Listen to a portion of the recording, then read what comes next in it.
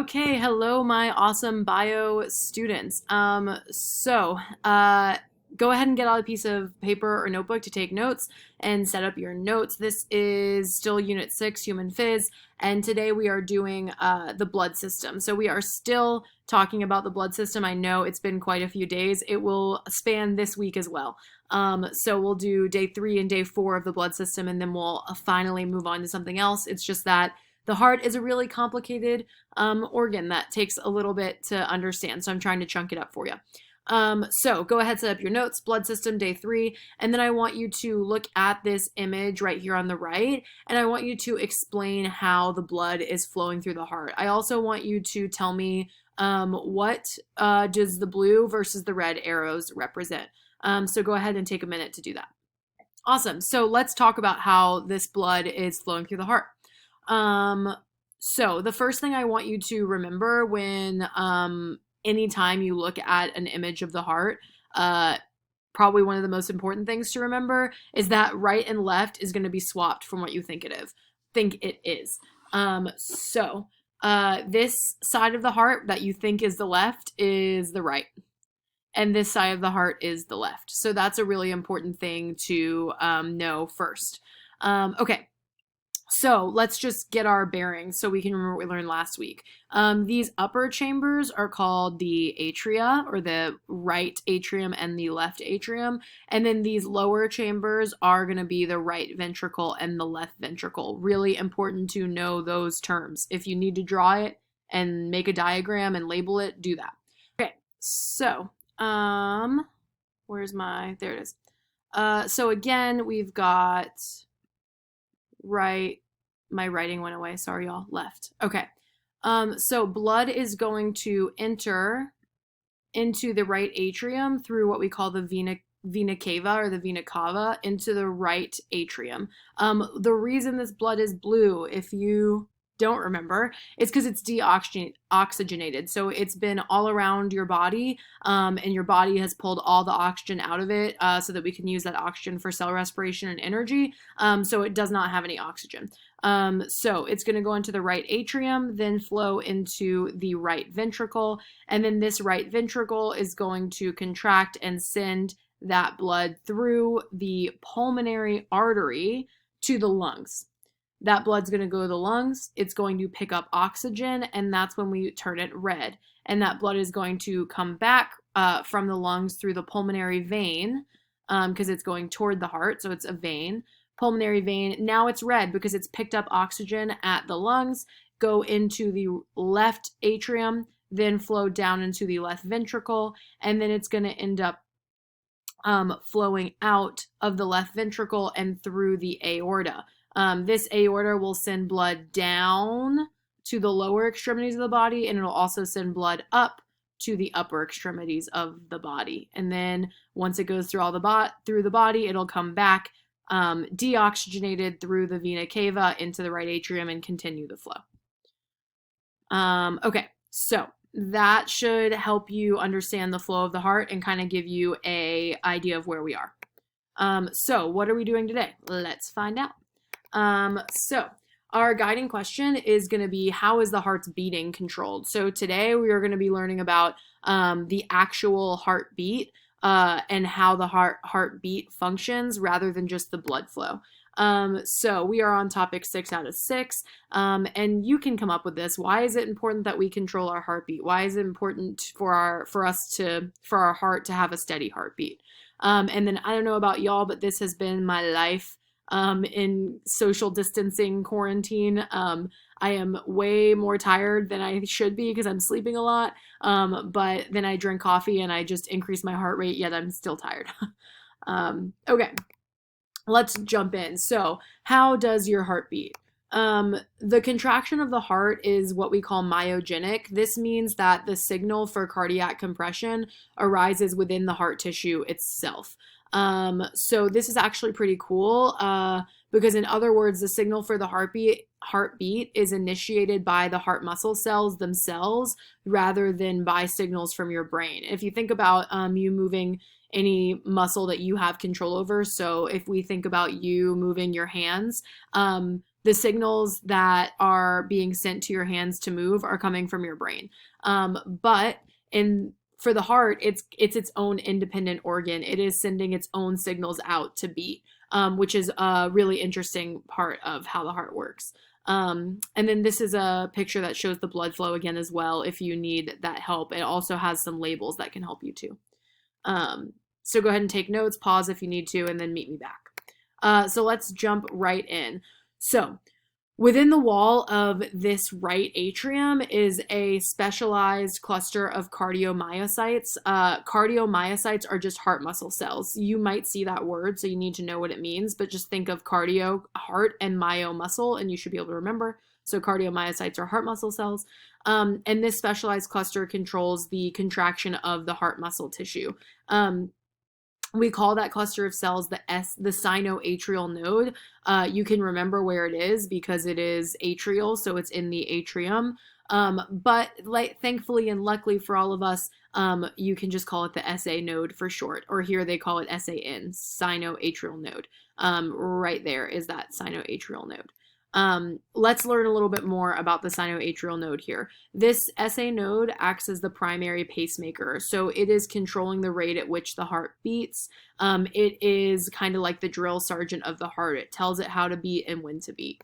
And this SA node is going to trigger about a 60 to 100 cardiac contractions per minute. This is a normal heart rate. This is the normal rhythm of a heart rate. If you think back for my seniors, the lab that we did, at the beginning of the year, hopefully you learned that the normal heart rate is about 60 to 100 beats per minute. It can change depending on how active you are, how healthy you are, how old you are, your gender, but 60 to 100 is going to be the normal beats per minute. You can check your beats per minute now if you want.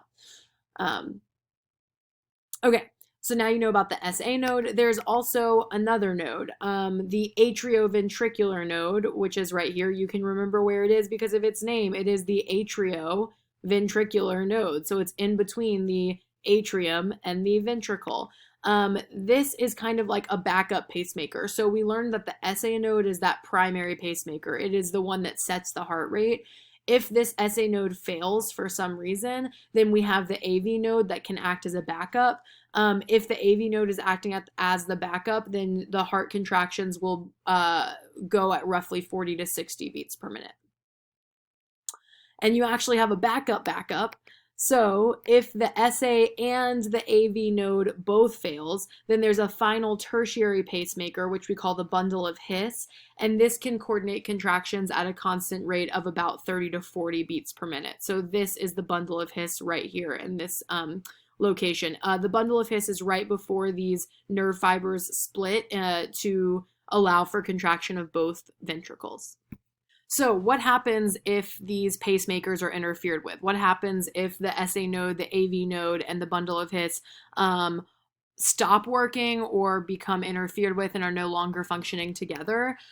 We call that fibrillation. So if the pacemakers get interfered with because of a heart attack or an abnormal heart rate or an electrocution or anything crazy like that, it can lead to an irregular or uncoordinated heart rate, and we call that fibrillation. It's kind of like the heart is no longer efficiently beating. It might start pulsating really quickly, or the atrium is contracting before after the ventricle is contracting, and so it's just not really contracting in an efficient manner. And I have a really good video I'm going to show you for this. When fibrillation occurs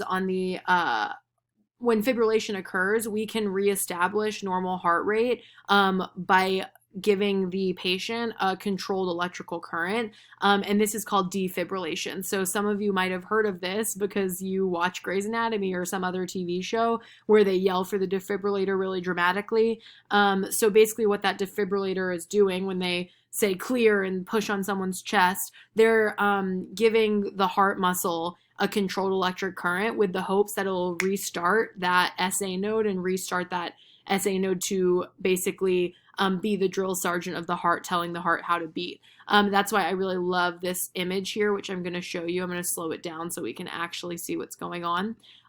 But if you look at the top here, this would be without a pacemaker. So this would be when the heart is beating irregularly. So all of those cardiac muscle cells are probably going to be acting independently, contracting and relaxing by themselves at different rates. And you can see how when that happens, when there's no one to guide that response, then all of these muscle cells are beating in a way that's super inefficient and not going to get blood flow to your body the way that you need.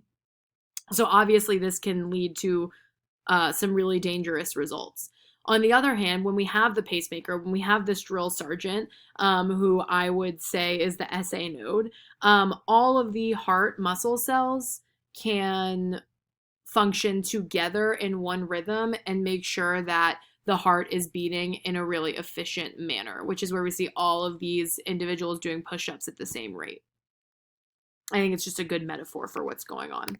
Okay, so now we have to take what you just learned about the SA node, the AV node, and the bundle of His and put it all together in the order of what's going on. So firstly, the SA node is going to send out an electrical impulse that stimulates the contraction of the myocardium. The myocardium is just that heart muscle tissue, so all of the muscle that surrounds the heart. So the heart is surrounded by muscle. The SA node is going to send an electrical impulse through that muscle, and it's going to start this contraction. So I'm going to get rid of my face so we can watch this video, and I'm going to slow it way, way, way down so we can actually look and see what's going on here. So this up here, whoop, went too fast already. This is our SA node. So the SA node is going to start the contraction. It's going to send out an electrical signal, and it's going to cause what you see next, the two atria to contract. So that impulse is going to cause the atria to contract, and then it's going to stimulate another node, which we know is the AV node, because that node is at the junction, at the separation between the atrium and ventricle. So then SA node causes the ventricles to contract, not the ventricles, I'm sorry, causes the atria to contract, sends a signal to the AV node. The AV node is then going to send this signal down to the bundle of His, which is right here. And the bundle of His is going to send that nerve signal down through the nerve fibers that go to both ventricles, and those nerve fibers are called Purkinje fibers. It's just a good thing to know. And so then those Purkinje fibers are going to send that electrical signal throughout the ventricle. The ventricle will contract, and then all of this blood that is filled into the ventricles can flow to either the lungs to pick up more oxygen if it goes through this pulmonary artery, or it can flow through the aorta to go to the rest of the body, to provide the rest of the body with oxygen. So let's see what happens here. We know step 1, SA node is going to contract the atria.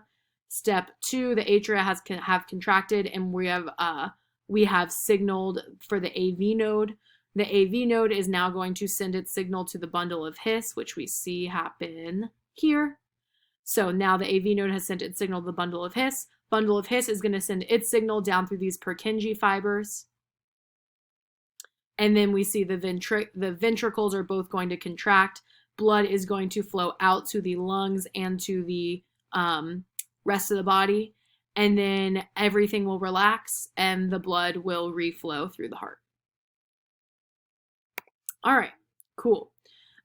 So the sequence of events, basically by the SA node first, then the AV node, then the bundle of His, then the Purkinje fibers. This sequence of events ensures that there's a delay between the atria contracting and the ventricles contracting, and this is what results in those two heart sounds. So when you think of a heartbeat, you think ba-boom, ba-boom.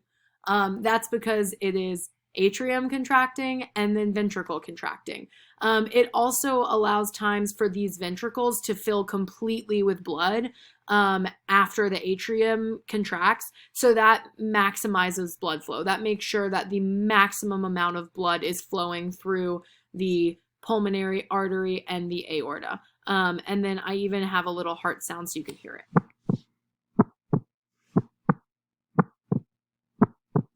So those two heart sounds, ba-boom, is the atrium and the ventricle contracting at different times because of these, the SA, the AV node, and the bundle of His. All right, so your activities for today. Your first activity is going to be to just watch this video that's linked on Google Classroom. It provides a really nice summary of all that we learned today and kind of simplifies it so that you can package it up into your brain. Your second activity is going to be to watch the linked video, the second linked video. This one is about what happens to your body during a heart attack. I want you to watch this video, and then I want you to answer the one question about this video that's linked on the Google form. Once you do that, that's all I need from you for today. So please feel free to log on to office hours on Monday and Thursday from 12:30 to 1. Take note, this time has changed because schedules have changed. But please log on from 12:30 to 1. I can go over any questions you have about the lesson. I can help you out on whatever you need help on. I can help you on the IA, whatever you need for my seniors. So please log on to those office hours Monday and Thursday. And as always, make today awesome. Looking forward to seeing y'all this week. See you for lesson 2.